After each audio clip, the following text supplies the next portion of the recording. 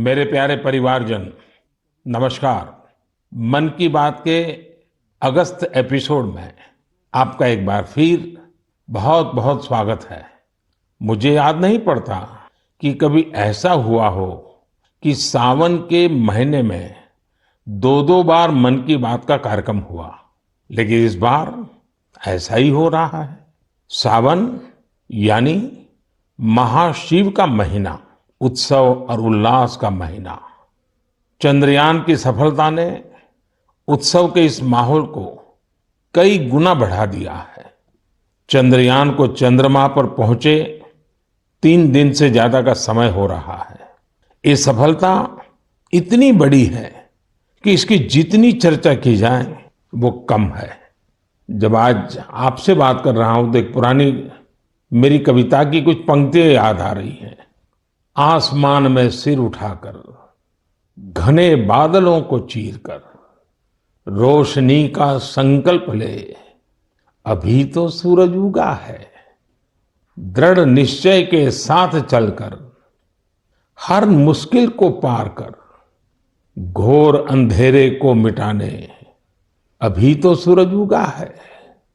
आसमान में सर उठाकर, घने बादलों को चीरकर, अभी तो सूरज उगा है। मेरे परिवारजन, 23 अगस्त को भारत ने और भारत के चंद्रयान ने ये साबित कर दिया है कि संकल्प के कुछ सूरज चांद पर भी उगते हैं।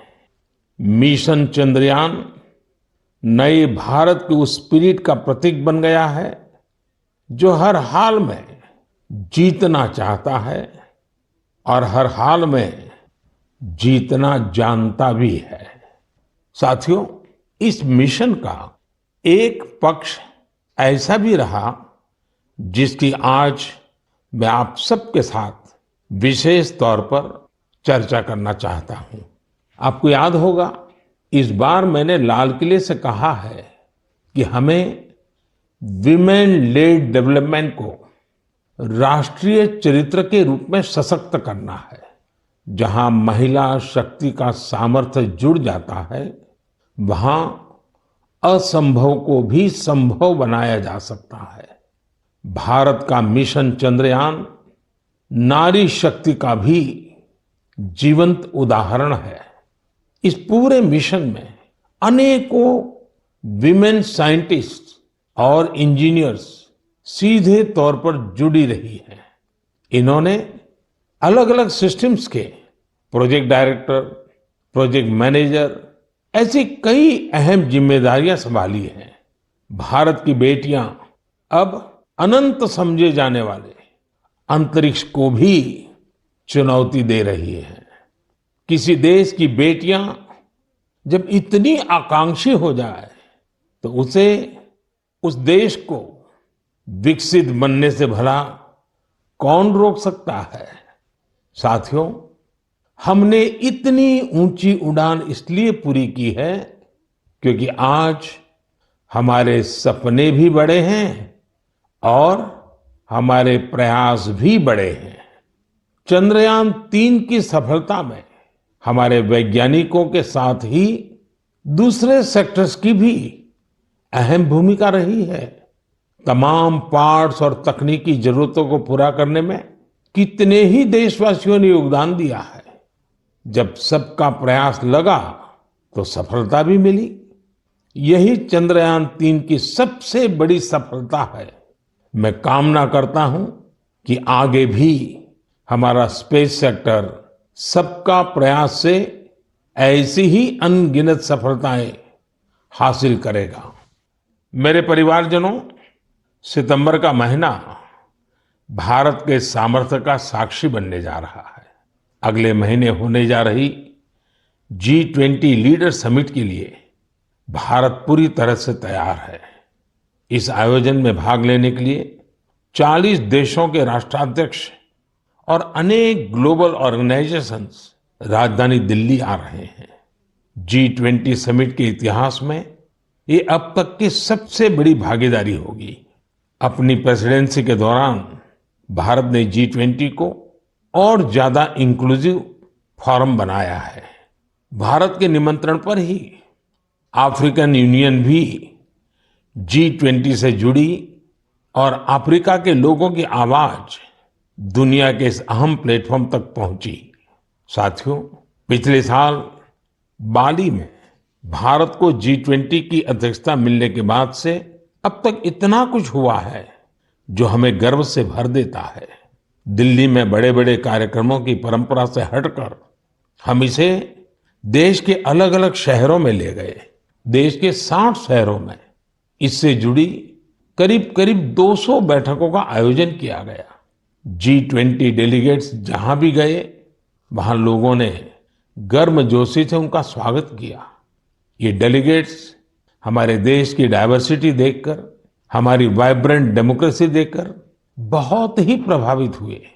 उन्हें ये भी एहसास हुआ कि भारत में कितनी सारी संभावनाएं हैं।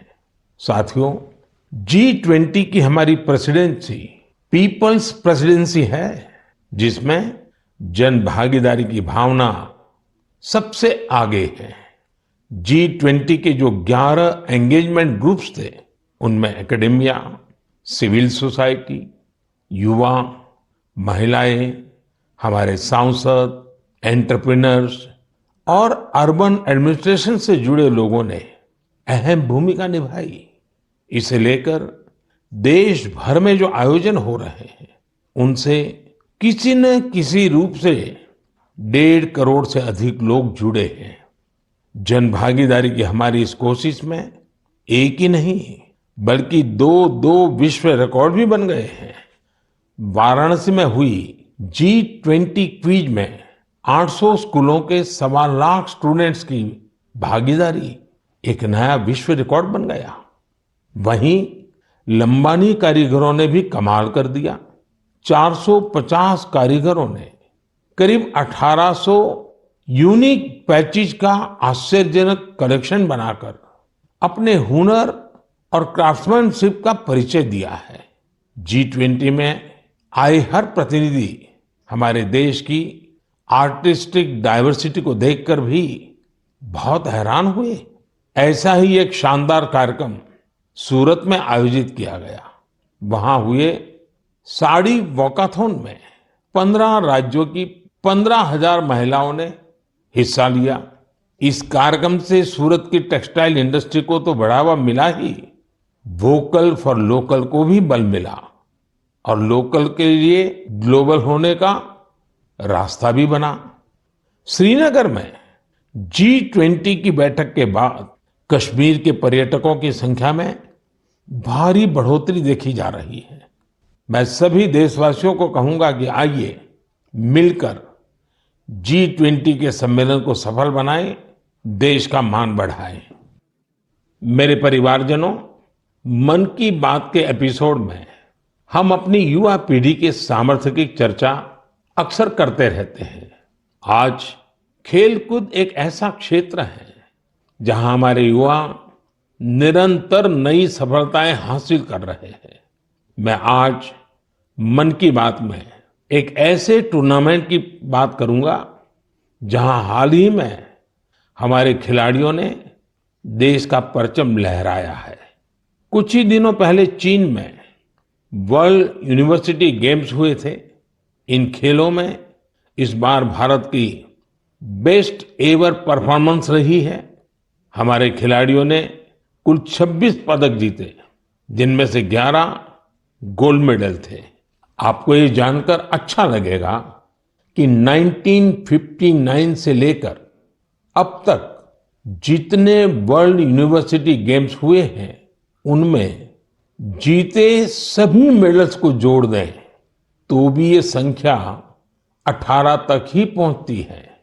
इतने दशकों में सिर्फ 18, जबकि इस बार हमारे खिलाड़ियों ने 26 मेडल जीत लिए। इसलिए वर्ल्ड यूनिवर्सिटी गेम्स में मेडल जीतने वाले कुछ युवा खिलाड़ी, विद्यार्थी इस समय फोन लाइन पर मेरे साथ जुड़े हुए हैं। मैं सबसे पहले इनके बारे में आपको बता दूं। यूपी की रहने वाली प्रगति ने आर्चरी में मेडल जीता है असम के रहने वाले अम्लान ने एथलेटिक्स में मेडल जीता है। यूपी की रहने वाली प्रियंका ने रेस वॉक में मेडल जीता है। महाराष्ट्र के रहने वाली अभिदन्या ने शूटिंग में मेडल जीता है। मेरे प्यारे युवा खिलाड़ियों, नमस्कार। नमस्ते सर। मुझे आपसे बात करके बहुत अच्छा लग रहा है। मैं सबसे पहले भारत की यूनिवर्सिटीज में से सिलेक्ट की गई टीम, आप लोगों ने जो भारत का नाम रोशन किया है, इसलिए मैं आप सबको बधाई देता हूं। आपने वर्ल्ड यूनिवर्सिटी गेम्स में अपने प्रदर्शन से हर देशवासी का सिर गर्व से ऊंचा कर दिया है। तो सबसे पहले तो मैं आपको बहुत बहुत बधाई देता हूं। प्रगति, मैं इस बातचीत की शुरुआत आपसे कर रहा हूं। आप सबसे पहले मुझे बताइए कि 2 मेडल जीतने के बाद आप जब यहाँ से गई, तब ये सोचा था क्या, और इतना बड़ा विजय प्राप्त किया तो महसूस क्या हो रहा है? तो बहुत प्राउड फील कर रही थी मैं। मुझे इतना अच्छा लग रहा था कि मैं अपने देश का झंडा इतना ऊंचा लहरा के आई हूँ कि एक बार तो ठीक है गोल्ड फाइट में पहुंचे थे, उसको लूज किया था तो रिग्रेट हो रहा था, पर दूसरी बार यही था दिमाग में कि अब कुछ हो जाए, ये इसको नीचे नहीं जाने देना है, इसको हर हाल में सबसे ऊंचा लहरा के ही आना है। जब हम फाइट को लास्ट में जीते थे तो वहीं पोडियम पे हम लोग ने बहुत अच्छे से सेलिब्रेट किया था। वो मोमेंट बहुत अच्छा था। इतना प्राउड फील हो रहा था कि मतलब हिसाब नहीं था उसका। प्रगति, आपको तो फिजिकली बहुत बड़े प्रॉब्लम आए थे, उसमें से आप उभर करके आई। ये अपने आप में देश के नौजवानों के लिए बड़ा इंस्पायरिंग है। क्या हुआ था आपको? तो 5 मई 2020 में मुझे सर ब्रेन हैमरेज हुआ था। मैं वेंटिलेटर पे थी। कुछ कंफर्मेशन नहीं थी कि मैं बचूंगी कि नहीं, और बची तो कैसे बचूंगी, बट इतना था कि हाँ, मुझे अंदर से हिम्मत थी कि मैंने जाना है, वापस ग्राउंड पर खड़े होना है, एरो चलाने। मेरे को मेरी जिंदगी बचाई है तो सबसे बड़ा हाथ भगवान का, उसके बाद डॉक्टर का, फिर आर्चरी का। हमारे साथ अम्लान भी है। अम्लान, जरा बताइए, आपकी एथलेटिक के प्रति इतनी ज्यादा रुचि कैसे डेवलप की? जी नमस्कार सर। नमस्कार, नमस्कार। सर, एथलेटिक्स के प्रति तो पहले उतनी रुचि नहीं थी। पहले हम फुटबॉल में थे ज़्यादा, बट जैसे जैसे मेरे भाई का एक दोस्त है तो उन्होंने मेरे को बोला कि अम्लान, तुम्हें एथलेटिक्स में कंपटीशन में जाना चाहिए। तो मैंने सोचा चलो ठीक है। तो पहला जब मैंने स्टेट मीट खेला तो मैं हार गया उसमें। तो वो हार मुझे अच्छी नहीं लगी, तो ऐसे करते करते मैं एथलेटिक्स में आ गया। फिर ऐसे ही धीरे धीरे अभी मजा आने लग रहा है, तो ऐसे ही मेरा रुचि बढ़ गया। अम्लान, जरा बताइए, ज्यादातर प्रैक्टिस कहाँ की? ज्यादातर मैंने हैदराबाद में प्रैक्टिस की है, साई रेड्डी सर के अंडर। फिर उसके बाद में भुवनेश्वर में शिफ्ट हो गया, तो उधर से मेरा प्रोफेशनली स्टार्ट हुआ सर। अच्छा, हमारे साथ प्रियंका भी है। प्रियंका, आप 20 किलोमीटर रेस वॉक टीम का हिस्सा थी। सारा देश आज आपको सुन रहा है और वे इस स्पोर्ट्स के बारे में जानना चाहते हैं। आप ये बताइए कि इसके लिए किस तरह की स्किल की जरूरत होती है और आपकी कैरियर कहाँ कहाँ से कहाँ पहुंची? मेरे जैसे इवेंट में मतलब काफी टफ है, क्योंकि हमारे 5 जज खड़े होते हैं। अगर हम भाग भी लिए तो भी वो हमें निकाल देंगे, या फिर थोड़ा रोड से अगर हम उठ जाते हैं, जंप आ जाती है तो भी वो हमें निकाल देते हैं, या फिर हमने नी बैंड किया तो भी हमें निकाल देते हैं। और मेरे को तो वार्निंग भी 2 आ गई थी। उसके बाद मैंने अपनी स्पीड पे इतना कंट्रोल किया कि कहीं ना कहीं मुझे टीम मेडल तो एटलीस्ट यहाँ से जीतना ही है, क्योंकि देश के लिए यहाँ पे आए हैं और हमें खाली हाथ यहाँ से नहीं जाना है। और पिताजी, भाई वगैरह सब ठीक है? हाँ जी सर, सब बढ़िया। मैं तो सबको बताती हूँ कि आप मतलब इतना मोटिवेट करते हैं हम लोग को। सच में सर बहुत अच्छा लग रहा है, क्योंकि वर्ल्ड यूनिवर्सिटी जैसे खेल्स को इंडिया में इतना पूछा भी नहीं जाता, लेकिन अब इतना सपोर्ट मिल रहा है ना इस गेम में भी। मतलब हम ट्वीट भी देख रहे हैं कि हर कोई ट्वीट कर रहा है कि हमने इतने मेडल जीते हैं, तो काफी अच्छा लग रहा है कि ओलंपिक्स की तरह इसको भी इतना बढ़ावा मिल रहा है। चलिए प्रियंका, मेरी तरफ से बधाई है, आपने बड़ा नाम रोशन किया है। आइए हम अभिदन्या से बात करते हैं। नमस्ते सर। बताइए अपने विषय में। सर, मैं प्रॉपर कोल्हापुर महाराष्ट्र से हूँ। मैं शूटिंग में 25 मीटर स्पोर्ट्स पिस्टल और 10 मीटर एयर पिस्टल दोनों इवेंट करती हूँ। मेरे माता पिता दोनों एक हाई स्कूल टीचर है, तो मैंने 2015 में शूटिंग स्टार्ट किया।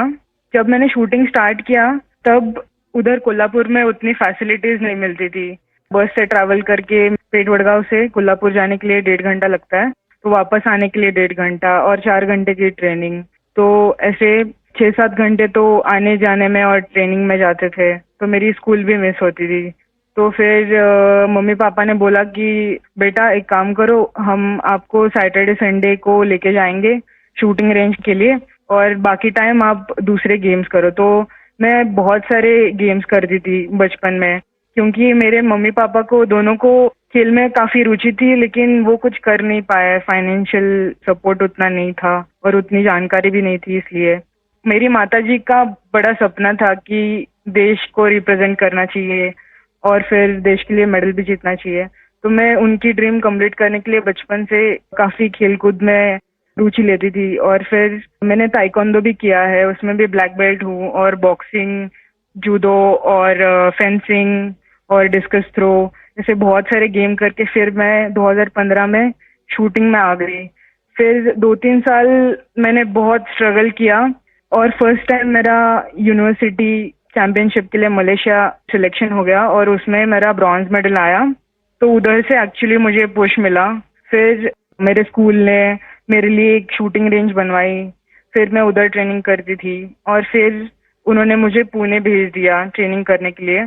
तो यहाँ पे गगन नारंग स्पोर्ट्स फाउंडेशन है, गन फॉर ग्लोरी, तो मैं उसी के अंडर ट्रेनिंग कर रही हूँ अभी। गगन सर ने मुझे काफी सपोर्ट किया और मेरे गेम के लिए बढ़ावा दिया। अच्छा, आप चारों में से कुछ कहना चाहते हो तो मैं सुनना चाहूंगा। प्रगति हो, अम्लान हो, प्रियंका हो, अभिदन्या हो, आप सब मेरे साथ जुड़े हुए हैं, तो कुछ कहना चाहते हैं तो मैं जरूर सुनूंगा। सर मेरा एक सवाल है सर। जी। आपको सबसे अच्छा स्पोर्ट्स कौन सा लगता है सर? खेल की दुनिया में भारत को बहुत खिलना चाहिए और इसलिए मैं इन चीजों को बहुत बढ़ावा दे रहा हूं। लेकिन हॉकी, फुटबॉल, कबड्डी, खो खो, ये हमारी धरती से जुड़े हुए खेल हैं। इसमें तो हमने कभी पीछे नहीं रहना चाहिए। और मैं देख रहा हूं कि आर्चरी में हमारे लोग अच्छा कर रहे हैं, शूटिंग में अच्छा कर रहे हैं, और दूसरा मैं देख रहा हूं कि हमारे यूथ में और इवन परिवारों में भी खेल के प्रति अब पहले जो भाव था वो नहीं है। पहले तो बच्चा खेलने जाता तो रोकते थे, अब बहुत बड़ा वक्त बदला है और आप लोगों ने जो सक्सेस लेते आ रहे हैं ना, वो सभी परिवारों को मोटिवेट करती है। हर खेल में जहां भी हमारे बच्चे जा रहे हैं, कुछ न कुछ देश के लिए करके आते हैं और ये खबरें आज देश में प्रमुखता से दिखाई भी जाती हैं, बताई जाती हैं और स्कूल कॉलेज में चर्चा में भी रहती है।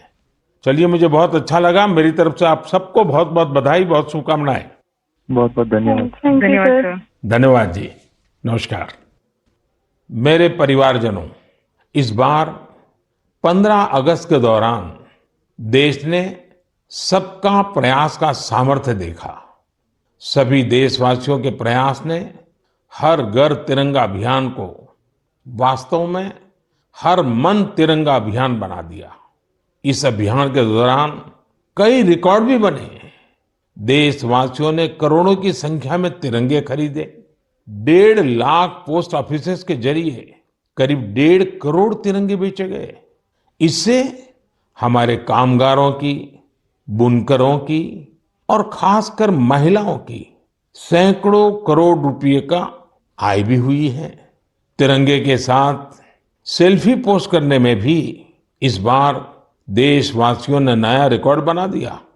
पिछले साल 15 अगस्त तक करीब 5 करोड़ देशवासियों ने तिरंगे के साथ सेल्फी पोस्ट की थी।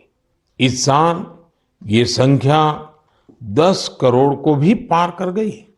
साथियों, इस समय देश में मेरी माटी मेरा देश, देशभक्ति की भावना को उजागर करने वाला अभियान जोरों पर है। सितंबर के महीने में देश के गांव-गांव में हर घर से मिट्टी जमा करने का अभियान चलेगा। देश की पवित्र मिट्टी हजारों अमृत कलश में जमा की जाएगी। अक्टूबर के अंत में हजारों अमृत कलश यात्रा के साथ देश की राजधानी दिल्ली पहुंचेंगे।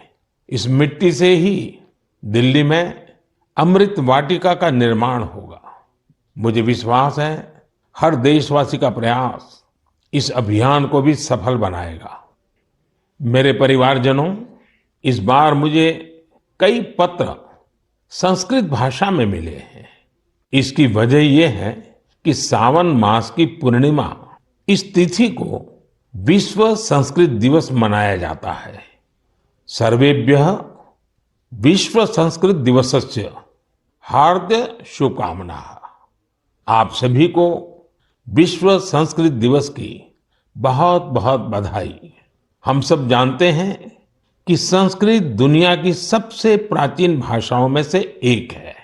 इसे कई आधुनिक भाषाओं की जननी भी कहा जाता है। संस्कृत अपनी प्राचीनता के साथ साथ अपनी वैज्ञानिकता और व्याकरण के लिए भी जानी जाती है।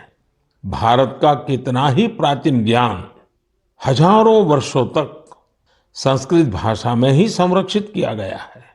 योग, आयुर्वेद और फिलॉसफी जैसे विषयों पर रिसर्च करने वाले लोग अब ज्यादा से ज्यादा संस्कृत सीख रहे हैं। कई संस्थान भी इस दिशा में बहुत अच्छा काम कर रहे हैं, जैसे कि Sanskrit promotion foundation, Sanskrit for योग, संस्कृत फॉर आयुर्वेद और संस्कृत फॉर बुद्धिज्म जैसे कई कोर्सेज करवाता है। संस्कृत भारती लोगों को संस्कृत सिखाने का अभियान चलाती है।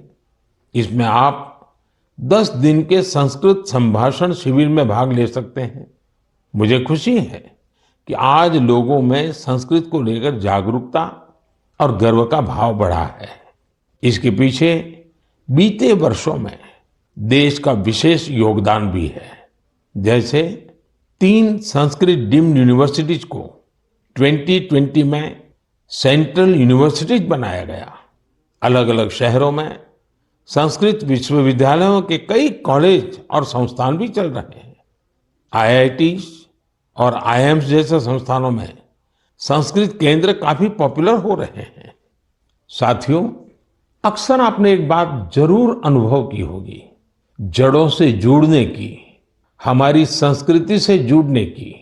हमारी परंपरा का बहुत बड़ा सशक्त माध्यम होती है हमारी मातृभाषा। जब हम अपनी मातृभाषा से जुड़ते हैं तो हम सहज रूप से अपनी संस्कृति से जुड़ जाते हैं, अपने संस्कारों से जुड़ जाते हैं, अपनी परंपरा से जुड़ जाते हैं, अपने चीर पुरातन भव्य वैभव से जुड़ जाते हैं। ऐसे ही भारत की एक और मातृभाषा है, गौरवशाली तेलुगु भाषा। 29 अगस्त तेलुगु दिवस मनाया जाएगा। अंदरिकी तेलुगु भाषा दिनोत्सव शुभाकांक्षलु। आप सभी को तेलुगु दिवस की बहुत बहुत बधाई। तेलुगु भाषा के साहित्य और विरासत में भारतीय संस्कृति के कई अनमोल रत्न छिपे हैं। तेलुगु की इस विरासत का लाभ पूरे देश को मिले, इसके लिए कई प्रयास भी किए जा रहे हैं। मेरे परिवारजनों, मन की बात के कई एपिसोड्स में हमने टूरिज्म पर बात की है। चीजों या स्थानों को साक्षात खुद देखना, समझना और कुछ पल उनको जीना एक अलग ही अनुभव देता है। कोई समंदर का कितना ही वर्णन कर दे, लेकिन हम समंदर को देखे बिना उसकी विशालता महसूस नहीं कर सकते। कोई हिमालय का कितना ही बखान कर दे, लेकिन हम हिमालय को देखे बिना उसकी सुंदरता का आकलन नहीं कर सकते। इसलिए ही मैं अक्सर आप सभी से ये आग्रह करता हूं कि जब मौका मिले हमें अपने देश की ब्यूटी, अपने देश की डाइवर्सिटी, उसे जरूर देखने जाना चाहिए। अक्सर हम एक और बात भी देखते हैं, हम भले ही दुनिया का कोना कोना छान ले, लेकिन अपने ही शहर या राज्य की कई बेहतरीन जगहों और चीजों से अनजान होते हैं। कई बार ऐसा होता है कि लोग अपने शहर के ही ऐतिहासिक स्थलों के बारे में ज्यादा नहीं जानते। ऐसा ही कुछ धनपाल जी के साथ हुआ। धनपाल जी बेंगलुरु के ट्रांसपोर्ट ऑफिस में ड्राइवर का काम करते थे। करीब 17 साल पहले उन्हें साइट सीइंग विंग में जिम्मेदारी मिली थी। इसे अब लोग बेंगलुरु दर्शिनी के नाम से जानते हैं। धनपाल जी पर्यटकों को शहर के अलग अलग पर्यटन स्थलों पर ले जाया करते थे। ऐसी ही एक ट्रिप पर किसी टूरिस्ट ने उनसे पूछ लिया, बेंगलुरु में टैंक को सेंकी टैंक क्यों कहा जाता है? उन्हें बहुत ही खराब लगा कि उन्हें इसका जवाब पता नहीं था। ऐसे में उन्होंने खुद की जानकारी बढ़ाने पर फोकस किया। अपनी विरासत को जानने के इस जुनून में उन्हें अनेक पत्थर और शिलालेख मिले। इस काम में धनपाल जी का मन ऐसा रमा कि उन्होंने एपिग्राफी यानी शिलालेखों से जुड़े विषय में डिप्लोमा भी कर लिया। हालांकि अब वे रिटायर हो चुके हैं, लेकिन बेंगलुरु के इतिहास खंगालने का उनका शौक अब भी बरकरार है। साथियों, मुझे ब्रायन डी खारप्रन के बारे में बताते हुए बेहद खुशी हो रही है। ये मेघालय के रहने वाले हैं और उनकी स्पेलियोलॉजी में गजब की दिलचस्पी है। सरल भाषा में कहा जाए तो इसका मतलब है गुफाओं का अध्ययन। वर्षों पहले उनमें यह इंटरेस्ट तब जगा जब उन्होंने कई स्टोरी बुक्स पढ़ी। 1964 में उन्होंने एक स्कूली छात्र के रूप में अपना पहला एक्सप्लोरेशन किया। 1990 में उन्होंने अपने दोस्त के साथ मिलकर एक एसोसिएशन की स्थापना की और इसके जरिए मेघालय की अनजान गुफाओं के बारे में पता लगाना शुरू किया। देखते ही देखते उन्होंने अपनी टीम के साथ मेघालय की 1700 से ज्यादा गुफाओं की खोज कर डाली और राज्य को वर्ल्ड केव मैप पर ला दिया। भारत की सबसे लंबी और गहरी गुफाओं में से कुछ मेघालय में मौजूद है। ब्रायन जी और उनकी टीम ने केव फौना यानी गुफा के उन जीव जंतुओं को भी डॉक्यूमेंट किया है जो दुनिया में और कहीं नहीं पाए जाते हैं। मैं इस पूरी टीम के प्रयासों की सराहना करता हूं। साथ ही मेरा यह आग्रह भी है कि आप मेघालय की गुफाओं में घूमने का प्लान जरूर बनाएं। मेरे परिवारजनों, आप सभी जानते हैं कि डेयरी सेक्टर हमारे देश के सबसे इम्पोर्टेंट सेक्टर में से एक है। हमारी माताओं और बहनों के जीवन में बड़ा परिवर्तन लाने में तो इसकी बहुत अहम भूमिका रही है। कुछ ही दिनों पहले मुझे गुजरात की बनास डेयरी के एक इंटरेस्टिंग इनिशिएटिव के बारे में जानकारी मिली। बनास डेयरी एशिया की सबसे बड़ी डेयरी मानी जाती है। यहाँ हर रोज औसतन 75 लाख लीटर दूध प्रोसेस किया जाता है। इसके बाद इसे दूसरे राज्यों में भी भेजा जाता है। दूसरे राज्यों में यहाँ के दूध की समय पर डिलीवरी हो, इसके लिए अभी तक टैंकर या फिर मिल्क ट्रेनों का सहारा लिया जाता था, लेकिन इसमें भी चुनौतियां कम नहीं थी। एक तो यह कि लोडिंग और अनलोडिंग में समय बहुत लगता था और कई बार इसमें दूध भी खराब हो जाता था। इस समस्या को दूर करने के लिए भारतीय रेलवे ने एक नया प्रयोग किया। रेलवे ने पालनपुर से न्यू रेवाड़ी तक ट्रक ऑन ट्रैक की सुविधा शुरू की। इसमें दूध के ट्रकों को सीधे ट्रेन पर चढ़ा दिया जाता है, यानी ट्रांसपोर्टेशन की बहुत बड़ी दिक्कत इससे दूर हुई है। ट्रक ऑन ट्रैक सुविधा के नतीजे बहुत संतोष देने वाले रहे हैं। पहले जिस दूध को पहुंचाने में 30 घंटे लग जाते थे, वो अब आधे से भी कम समय में पहुंच रहा है। इससे जहां ईंधन से होने वाला प्रदूषण रुका है, वहीं ईंधन का खर्च भी बच रहा है। इससे बहुत बड़ा लाभ ट्रकों के ड्राइवरों को भी हुआ है, उनका जीवन आसान बना है। साथियों, कलेक्टिव एफर्ट से आज हमारी डेयरीज भी आधुनिक सोच के साथ आगे बढ़ रही है। बनास डेयरी ने पर्यावरण संरक्षण की दिशा में भी किस तरह से कदम आगे बढ़ाया है, इसका पता सीडबॉल वृक्षारोपण अभियान से चलता है। वाराणसी मिल्क यूनियन हमारे डेयरी फार्मर्स की आय बढ़ाने के लिए मैन्योर मैनेजमेंट पर काम कर रही है। केरला की मलाबार मिल्क यूनियन डेयरी का प्रयास भी बेहद अनूठा है। ये पशुओं की बीमारियों के इलाज के लिए आयुर्वेदिक मेडिसिन विकसित करने में जुटी है। साथियों, आज ऐसे बहुत से लोग हैं जो डेयरी को अपनाकर इसे डाइवर्सिफाई कर रहे हैं। राजस्थान के कोटा में डेयरी फार्म चला रहे अमनप्रीत सिंह के बारे में भी आपको जरूर जानना चाहिए। उन्होंने डेयरी के साथ बायोगैस पर भी फोकस किया और 2 बायोगैस प्लांट लगाए। इससे बिजली पर होने वाला उनका खर्च करीब 70% कम हुआ है। इनका ये प्रयास देश भर के डेयरी फार्मर्स को प्रेरित करने वाला है। आज कई बड़ी डेयरीज बायोगैस पर फोकस कर रही है। इस प्रकार के कम्युनिटी ड्रिवन वैल्यू एडिशन बहुत उत्साहित करने वाले हैं।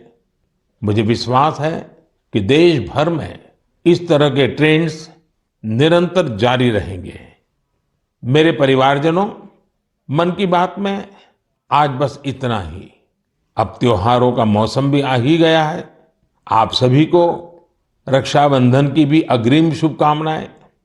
पर्व उल्लास के समय हमें वोकल फॉर लोकल के मंत्र को भी याद रखना है।